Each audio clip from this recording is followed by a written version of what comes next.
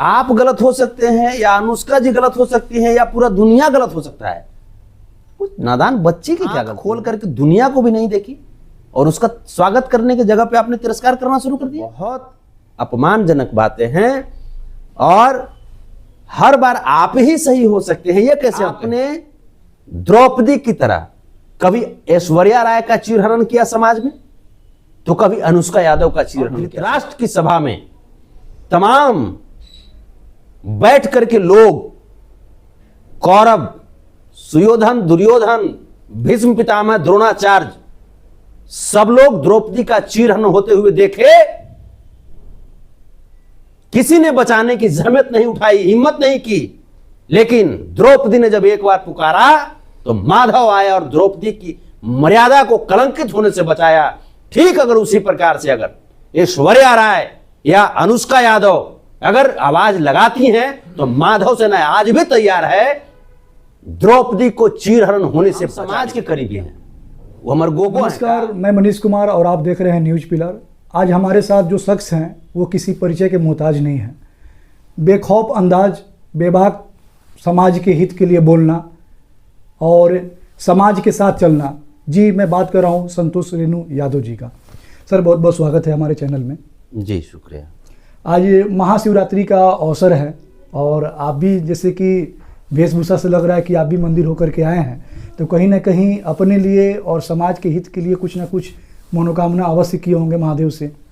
हाँ, आज तो सुबह सुबह हम जगे और महादेव का हमने आराधना किया, पूजा पाठ किया और उसके बाद आज भारत पाकिस्तान का मैच भी है, तो हमने महादेव को बोला कि महादेव बिहारी ताकत को जगाइए जी। और बिहारी ताकत में ये पावर दीजिए कि आज पाकिस्तान को आज धुआं उड़ा दे।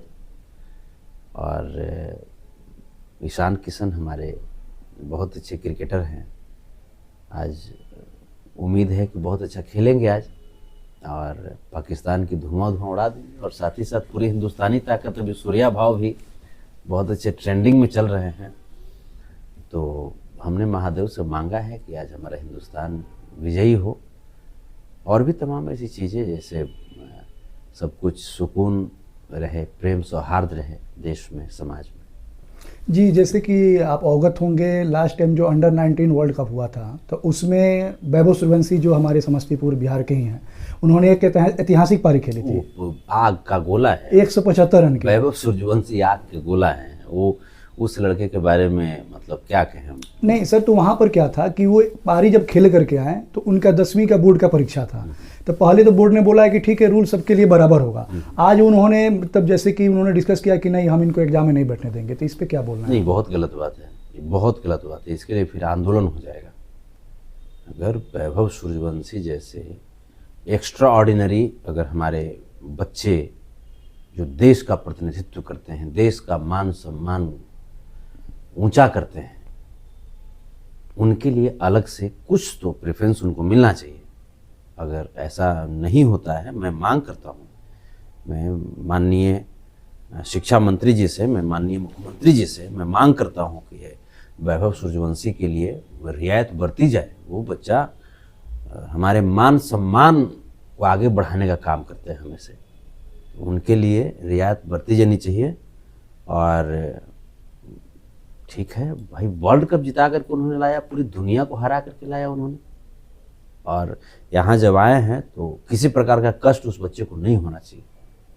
अगर बिहार बोर्ड अगर ऐसा कर रही है, या कोई भी बोर्ड कर रही है, सीबीएसई बोर्ड हो या आईसीएसई बोर्ड हो, अगर ऐसा कर रही है तो इस पे भारत सरकार को पहल करनी चाहिए। भारत सरकार को यहाँ पे खड़ा होना चाहिए वैभव सूर्यवंशी के साथ। सर, संतोष रेणु यादव को लोग भड़काऊ बयान के नाम से जानते हैं और वॉइस ऑफ इंडिया के नाम से भी आपको जाना जाता है, तो इसके पीछे जो है क्या कारण है? और जैसा कि पता है कि आप माधव सेना के राष्ट्रीय अध्यक्ष भी हैं, तो आखिर ये माधव सेना बनाने की आवश्यकता क्यों पड़ी आपको? देखिए, सबसे पहले संतोष रेणु यादव को लोग मतलब भड़काऊ बयान के लिए कहीं ना कहीं आप समाज जी तो खरा खोटा जानते हैं कि ये व्यक्ति कोई घी मक्खन लगा करके नहीं बोलेगा। जैसा है जो है वो मैं बोलता हूँ, चाहे किसी के खिलाफ बोलना हो। हमको पता है कि 500 साल तो हमको जीना नहीं है, हमको 100-150 साल जीने की कभी शौक रही नहीं है। मैं जब तक हूं तब तक मैं जीना चाहता हूं। मतलब ये नहीं कि वो फलाना व्यक्ति है तो उसके प्रभाव में आकर के हम उसकी गलतियों पर पर्दा डाल देंगे, ऐसा नहीं हो सकता, ये नहीं हो सकता हमसे। तो इसी रूप में लोग मुझे पसंद करते हैं। जो भी पसंद करते हैं उनका कोटि कोटि धन्यवाद, जो नहीं पसंद करते हैं उनका भी बहुत बहुत धन्यवाद, कि उनसे भी बहुत कुछ सीखने को मिलता है मुझे। अब बातें की माधव सेना बनाने की क्या जरूरत पड़ी। माधव सेना जैसे ये हमारी संगठन है, ये हर समाज, हर धर्म के लोगों के साथ जहाँ पे अन्याय होती है उन्हें प्रोटेक्ट करने के लिए, उनके साथ खड़ा रह करके उनकी आवाज़ को बुलंद करने के लिए बनाई गई है। और माधव सेना मतलब हर समाज की लड़ाई लड़ेगी। जहाँ पे होता है ना कि आप पॉलिटिकली आप किसी भी पार्टी में आप हैं तो पार्टी की एक अपनी प्रिंसिपल राजनीति में आप सक्रिय हैं, और जैसा कि आप पहले आरजेडी में थे, उसके बाद फिर आप तेज प्रताप यादव जी के साथ गए, तो वहाँ जाने के बावजूद फिर आप वो जो है अभी आगे का क्या प्रोग्राम, जैसे कि आपने तो तेज प्रताप यादव का साथ तो आपने छोड़ दिया है, अब जो है आप अपने संगठन पर ध्यान देंगे या फिर समाज हित के लिए राजनीतिक क्षेत्र में अपना अग्रिम विस्तार रखेंगे? हम देखिए, हम कहीं भी गए, चाहे वो आरजेडी गए, चाहे जेजेडी गए, कहीं भी गए, अपने लोगों की हितों की रक्षा के लिए गए। अपने जो लोग हैं, जो मुझे चाहते हैं, जो मुझे पसंद करते हैं, उनकी लड़ाई को लड़ने के लिए गए, उनके हितों की रक्षा करने के लिए गए। और आगे भी हम कोई भी स्टेप लेंगे, क्योंकि हमको पता है कि जहाँ पे मैं आज हूँ ये मेरा बेस्ट है, ये मेरा टॉप है, ये मेरा टॉप है। कई बार देखा जाता है कि आपके ऊपर इसके लिए कार्रवाई भी की जा चुकी है, और भविष्य में चूंकि आप बेबाक अंदाज के लिए जानते हैं, तो ऐसा नहीं लगता है कि हाँ, इस तरीके का अगर हम आकर के खुल करके बोलते हैं तो समाज के कुछ पक्ष जो हैं हमें इग्नोर करेंगे और हमारे ऊपर हो सकती है कार्रवाई हो जाए? सर देखिए, कार्रवाई जहाँ पे भी हुई, आप जिस बात, आप जेल जो हम गए आप उसकी शायद बात कर रहे हैं, तो कार्रवाई की जहाँ तक बात है, तो जब आप गलत करेंगे तो कानून अपना काम करेगी, और कानून जब अपना काम करेगी सर, तो कानून के लिए हम भी बराबर हैं, उतना ही स्थान रखते हैं जितना स्थान आप रखते हैं। तो उस परिस्थिति में कानून जब काम करती है तो लोगों को लगता है कि हाँ, इनके ऊपर ऐसी कार्रवाई हो गई, ये हो गई। कभी कभी सरकार का भी होता है, जिनके हाथों में पावर होती है, जिनकी सरकार होती है, उनका अपर हैंड होता है। लेकिन मेरा ऐसा मानना है कि मेरी जो बेवाकपन है ऐसी ही जारी रहेगी। हाँ, मैंने सुधार भी किया है, अपने अंदर सुधार किया, और सुधार होनी चाहिए। लोगों को अपनी गलतियों का एहसास होने के बाद सुधार अगर नहीं होता है, जो लोग नहीं करते हैं, तो ये अच्छी साइन नहीं है। सुधार करना चाहिए। मैंने भी सुधार किया है, जो हमारे अंदर जो त्रुटियां थी मैंने उसको फोकस किया, लोगों के बीच मैंने बैठा, कहाँ हमारी खामियां हैं मैंने उसको दूर करने का प्रयत्न किया। लेकिन जो मेरी बेवाकपन है वो आज भी जारी है, और जब तक हम जीवित रहेंगे तब तक जारी मतलब तरीका बदल गया? हाँ, शब्दों का चयन बदल गया, मेरे तेवर नहीं बदले। मेरे तेवर आज भी वही रहेंगे, चाहे हम कहीं रहें। और ये मेरा तेवर मेरा समाज मुझे देता है। ये समाज का जो भरोसा मेरे ऊपर है, ये भरोसे से तेवर आता है। एक तरफ बीजेपी की जो वर्तमान सरकार बिहार में भी है और हमारे केंद्र में भी है, वो महिला सशक्तिकरण की आवाज़ उठाती है, महिला सशक्तिकरण को मजबूत करने के लिए हमेशा तत्पर रहती है। जहाँ तहाँ आप भी देखे होंगे, जिस तरह से दरभंगा में 6 वर्ष की बच्ची के साथ बलात्कार हुआ, कुछ दिन पहले आपका यहाँ पटना गांधी मैदान में नीट की छात्रा के साथ बलात्कार किया गया, जो बहुत लेट से इस पे जो पुलिस प्रशासन है एक्शन में आई है। तो इसको लेकर के क्या कहना चाहते हैं? क्योंकि जब से सम्राट चौधरी गृह मंत्री बने हैं तो उन्होंने कई बार खुल करके बोला है कि अब हमारे शासनकाल में जो है चीज़ें बहुत परिवर्तित होंगी, लेकिन ऐसा देखने से तो नहीं लगता है। तो इसके बारे में आपकी क्या राय है? देखिए, सरकार कोई भी हो, चाहे आप जदयू की सरकार ले लीजिए, आरजेडी की सरकार ले लीजिए, बीजेपी की सरकार ले लीजिए, लोगों की जो मानसिकता है जब तक बदलती नहीं है, अपने अंदर आप खुद सोचिए कि कोई भी बच्ची 6 साल की बच्ची हो, 8 साल की बच्ची हो या 60 साल की बच्ची हो, महिला हो, बुजुर्ग हो, कोई भी हो, आप जब तक अपने अंदर अपने अवगुणों को समाप्त नहीं करेंगे तब तक बाहर से कोई व्यक्ति आपको कितना सिखा सकता है। सामने वाले जो प्रशासन है या कानून है वो आपको दंडित कर सकती है, वो आपको सिखाती नहीं है, दंडित करती है। दंडित करने के बाद आपको सुधार गृह भेजती है, जिसको हम लोग जेल कहते हैं। वहाँ पे आप जब समय बिताते हैं, वहाँ पे आपको लगता है कि हाँ हमने क्या गलती किया, क्या सही किया। नहीं, आपको नहीं लगता है कि इसके ऊपर कुछ ऐसा कड़ा कानून बनना चाहिए? क्योंकि ये आज एक राज्य की या एक जिले की या कस्बे की बात नहीं हो चुकी है, ये पूरा कहीं ना कहीं पूरे इंडिया लेवल पर है। तो अगर सरकार एक ऐसा कड़ा कानून बनाती है ताकि लोग ये इस तरह का जघन्य अपराध करने से पहले कई बार सोचें। देखिए, कड़ा कानून बनना चाहिए, लेकिन इसके लिए सत्ता पक्ष के साथ साथ विपक्ष कहाँ तक खड़े हैं। अगर सत्ता पक्ष, अगर मान लीजिए कि कोई अगर कानून नहीं बनाती है, सो गई सत्ता पक्ष, मान लीजिए एक मिनट के लिए, फिर विपक्ष क्या कर रही है? विपक्ष को तो सामने आना चाहिए। आप बिहार में देख लीजिए नेता प्रतिपक्ष को, कहाँ पे खड़े हैं। अब तो नेता प्रतिपक्ष जो है राष्ट्रीय, उनको दर्जा मिल गया, राष्ट्रीय अध्यक्ष बन चुके हैं। तो आपको क्या कहना है? पिताजी की पार्टी है, वो राष्ट्रीय क्या अंतर्राष्ट्रीय भी बन सकती है। उन्होंने बोला भी है कि होली के बाद अगर सरकार कुछ अपना मंशा नहीं बदलती है, जो वादे उन्होंने चुनावी कार्यक्रम के दौरान की है, तो हम लोग होली के बाद उसमें पूर्ण रूप से एक्शन में आएंगे। हाँ, मुहूर्त, वो अब मुहूर्त वाले नेता बन गए हैं ना। मुहूर्त वो स्विट्जरलैंड से आए हैं ना, तो अभी वो ठंडा अवस्था में अभी चले गए हैं। अभी जो देश में सर एक सबसे गर्म और मतलब ट्रेंडिंग में जो मुद्दा चल रहा है वो है यूजीसी का, जिसमें कहीं ना कहीं लगता है, लोगों को लग रहा है कि एक वर्ग को इसमें टारगेट किया गया है। तो आपको क्या लग रहा है कि ये कहीं ना कहीं किस तरीके से आप इसको देखते हैं? देखिए, यूजीसी का जो कानून है, कोई भी कानून हो, मेरा ऐसा मानना है, मेरा खुद का मानना है कि कानून ऐसा होना चाहिए कि जिसपे सभी लोग आराम से चल सकें। कोई भी कानून ऐसा नहीं हो, अगर मान लीजिए कोई कानून अगर बनता है, इसमें अगर समाज का 1% लोग भी अगर उसमें असहमति जताते हैं तो उस पर रिव्यू होना चाहिए। मेरा ऐसा खुद का मेरा मानना है। कानून में भी लिखा हुआ है, संविधान में लिखी हुई है कि अगर 100 व्यक्ति दोषी है और उसमें अगर कोई एक निर्दोष व्यक्ति फंस रहा है, उस निर्दोष व्यक्ति को बचाने में अगर 100 व्यक्ति को भी छोड़ना पड़ रहा है, छोड़ना पड़ सकता है, तो छोड़ दो। इतना हमारा पवित्र और सुंदर संविधान है। तो फिर यूजीसी का जो कानून बना, यूजीसी रेगुलेशन का मैं स्वागत करता हूं, तहे दिल से मैं स्वागत करता हूं। जैसे जो हमारे कॉन्स्टिट्यूशन में आप जब आर्टिकल जब 15 देखते हैं तो वहां पे भेदभाव के खिलाफ की बातें, चाहे लिंग हो, भाषा हो, जाति हो, धर्म हो, संप्रदाय हो या क्षेत्र हो, इसके आधार पे अगर भेदभाव अगर किसी भी स्तर पर की जाती है, उसके खिलाफ की कानून की गई है, लिखी गई है बातें।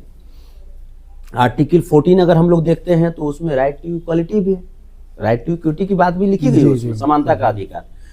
लेकिन अगर हम लोग उसी संविधान में आगे जब बढ़ते हैं आर्टिकल 19 की तरफ, तो अपनी अभिव्यक्ति को व्यक्त करने की भी आजादी है, लिखी हुई है। तो जो भी लोग यूजीसी का विरोध कर रहे थे, उनका हक है विरोध करना। ये सरकार को एक सामान्य वर्ग को टारगेट दिया गया था, उसमें संशोधन होना चाहिए आपके हिसाब से? मेरे हिसाब से, चाहे वो सामान्य वर्ग हो, चाहे वो SC/ST वर्ग हो या OBC वर्ग हो, कोई भी वर्ग हो, अगर किसी भी कानून के बनाए जाने से अगर वो असहमत होते हैं और अगर एक सामूहिक वर्ग अगर वो प्रोटेस्ट करते हैं उसके खिलाफ, तो सरकार को रिव्यू करना चाहिए, मेरा मानना है। चाहे वो कोई कानून है, यूजीसी कानून हो या EWS कानून हो, कोई कानून हो। इसमें नहीं लगता है कि सरकार का सोचा समझा एक ऐसा प्रोपेगेंडा है जहां छात्रों को राजनीति की ओर धकेल करके उनके पढ़ाई लिखाई को रोका जा रहा है? देखिए, छात्रों को राजनीति की तरफ धकेलना, इसको मैं उचित नहीं समझता। जिस तरह का आंदोलन माहौल बन चुका है, छात्रों को राजनीति की तरफ आना चाहिए।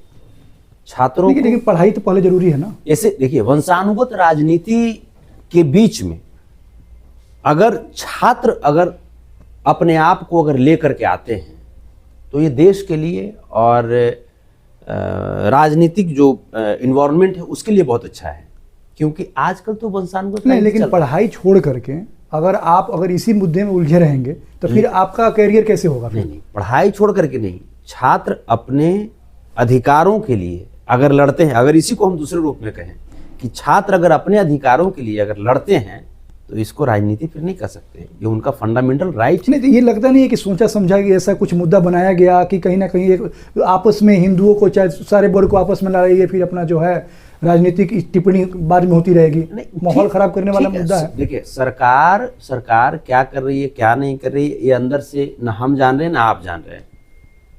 आप एक पत्रकार हैं, आप भी सोच सकते हैं समझ सकते हैं, लेकिन मेरा ऐसा मानना है कि छात्र जो आज एकजुट होकर के कहीं न कहीं आज अपने हक और हुकूक की बात कर रहे हैं, ये नई बात नहीं है। या छात्र जो राजनीति में इंटरेस्ट ले रहे हैं, लालू प्रसाद यादव जी छात्र जीवन से ही, हाँ, छात्र आंदोलन से ही छात्र आंदोलन हुआ था, तो लोग साथ में ही तो कहने का जिनको हम आदर्श मानते हैं, आज भी आदर्श मानते हैं, अटल बिहारी वाजपेयी जी को अपना आदर्श मानते हैं, एक पत्रकार ही तो थे ना जी, पढ़े लिखे रहेंगे तो ज्यादा समाज के मुद्दों को उठाएंगे तो वहाँ जरूरी है। हाँ। लेकिन इस तरीके का जानबूझ करके षड्यंत्र के तहत एक बार आप जो है आंदोलन ऐसा छिड़ गया है, आप उसमें चाहें तो 2 मिनट लगता है, संशोधन करके आप उसको फिर से आगे कंटिन्यू कर सकते हैं ताकि सब लोग जो है अपने पढ़ाई लिखाई पर ध्यान दें। नहीं देखिए, ये जो मामला है ये मामला चला गया है न्यायालय में। अब सरकार भी इस पे बहुत ज़्यादा 3-5 नहीं कर सकती है। ये मामला चला गया है न्यायालय में, और न्यायालय से ऊपर सरकार तो नहीं है जी।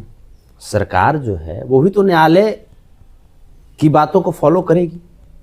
कानून बनाना ये आपका काम है, दोनों सदनों में पारित करा लेना ये आपका काम है, लेकिन जनहित की जब बात आती है तो वहां पे न्यायालय तो अपना काम करेगी। तो न्यायालय जब अपना काम करेगी तो आप न्यायालय को इंटरप्ट नहीं कर सकते। अच्छा, अभी जो मुद्दा चल रहा था एक तेज प्रताप यादव जी का, जो अपने पुरानी प्रेमिका के संग जो बच्ची का जो मुद्दा आया हुआ है, उस बारे में आपको क्या कहना है? ये तो कोई भी व्यक्ति हो, एक महाभारत हमने देखा, श्री कृष्ण लीला भी हमने देखा, और मैं सौभाग्य से भगवान श्री कृष्ण के वंशज में हूँ, उन्हीं के मैं खानदान से मैं आता हूँ। तो योग माया को हमने देखा श्री कृष्ण लीला में। कंस एक नवजात बच्ची को ये समझ करके मारने चला कि ये हमारी वध करेगी, ये हमारी जीवन लीला समाप्त करेगी, लेकिन वो बच्ची आसमान में जाती है और आकाशवाणी करती है कि ऐ दुष्ट कंस, तुम मुझे मारने चला है? तेरे साम्राज्य का खात्मा करने वाला कृष्ण तो जन्म ले चुका है। तो इसका मतलब जो उज्जैनी है वो तेज प्रताप जी योग माया है, वो उज्जैनी नहीं है, वो योग माया है। तो इसका मतलब काले साम्राज्य और काले विचार का नाश करे। तो मतलब आप सीधे तौर पे उनको सचेत करना चाहते हैं तेज प्रताप यादव, कोई भी हो, आप जो है इस तरीके का आप सतर्क रह जाइए, चाहे वो में जो है, चाहे वो तेज प्रताप यादव हो चाहे बुड़बक प्रताप यादव हो, कई सुनो हो, लेकिन आप एक बच्ची का अपमान करके आप बहुत अच्छा काम नहीं किए हैं। चाहे कोई रहिए आप, अगर आपको इतना ही दिक्कत है तो उस बच्ची को दे दीजिए, चाचा मामा के रूप में हम उस बच्ची का पालन पोषण करेंगे। मतलब अगर उनका परिवार, अरे यदुकुल में वो बच्ची अवतरित हुई है, असमर्थ है पालने पोषने में, तो उसमें उसको आगे बढ़ करके आप, हाँ दे दीजिए हमको, चाचा मामा बन करके उस बच्ची का पालन पोषण हम करेंगे, दे दीजिए हमको। आप गलत हो सकते हैं, या अनुष्का जी गलत हो सकती है, या पूरा दुनिया गलत हो सकता है, उस नादान बच्ची की क्या गलती है भाई, जो आंख खोल करके दुनिया को भी नहीं देखी और उसका स्वागत करने की जगह पे आपने तिरस्कार करना शुरू कर दिया। ये बहुत अपमानजनक बातें हैं, और हर बार आप ही सही हो सकते हैं, ये कैसे हम कहें? आपने द्रौपदी की तरह कभी ऐश्वर्या राय का चीरहरण किया समाज में, तो कभी अनुष्का यादव का चीरहरण किया समाज में, और धृतराष्ट्र की सभा में तमाम बैठ करके लोग, कौरव, सुयोधन, दुर्योधन, भीष्म पितामह, द्रोणाचार्य, सब लोग द्रौपदी का चीरहरण होते हुए देखे, किसी ने बचाने की जहमत नहीं उठाई, हिम्मत नहीं की, लेकिन द्रौपदी ने जब एक बार पुकारा तो माधव आया और द्रौपदी की मर्यादा को कलंकित होने से बचाया। ठीक अगर उसी प्रकार से अगर ऐश्वर्या राय या अनुष्का यादव अगर आवाज लगाती हैं तो माधव सेना आज भी तैयार है द्रौपदी को चीरहरण होने से बचाने के लिए। क्या आपको उनके इतने करीबी माना जाता है, तो आपको नहीं लगता, आपको उस पहले से पता नहीं था क्या कि उनकी विचारधाराएं ऐसी है? नहीं, हम समाज के करीबी हैं, वो हमारे गोगो हैं का? लालू प्रसाद यादव जी को आदर्श मानते हैं, बाकी तेज प्रताप यादव हमारे गोगो हैं, गलती करेंगे तो नहीं बोलेंगे। हमको किसने बनाया? हमको समाज ने बनाया ना। हम कोनो राजा के बेटा हैं, हम मजदूर के बेटा हैं। हम कोई 16 लाख के हुड़हुड़िया पर जवान नहीं हुए हैं, हम फुटपाथ पे चना बेच करके जवान हुए हैं। और हमारे सामने अगर हमारे समाज के बच्चों को और बच्चियों को तड़पाया जाएगा तो बर्दाश्त कर लेंगे हम? आपके लिए ऐश्वर्या राय भी गलत हो गई, अनुष्का यादव भी गलत हो गई, सब गलत। आपके लिए सुजीत यादव गलत, अनिल यादव गलत, केडी यादव गलत, सुमंत यादव गलत, अविनाश यादव गलत, संतोष रेणु को किडनैप आपने कर लिया। सबसे बड़का इस दुनिया का सत्यवादी हरिश्चंद्र आपे हैं? तो सत्यवादी हरिश्चंद्र के भी हम लोग पनाह दिए हैं, उस खानदान से हम लोग आते हैं। बेखौफ अंदाज, बेबाक बातें हमेशा गलत नहीं होती हैं। ये थे हमारे साथ संतोष रेणु यादव जी, जो इनका कहना है कि समाज में जब भी उठी की आवाज़, संतोष रेणु हमेशा है उनके साथ। आप देख रहे हैं न्यूज़ पिलर। देश दुनिया की खबरों के लिए लगातार बनी रही है हमारे साथ। कैमरामैन जितेंद्र कुमार यादव और मैं हूं मनीष कुमार।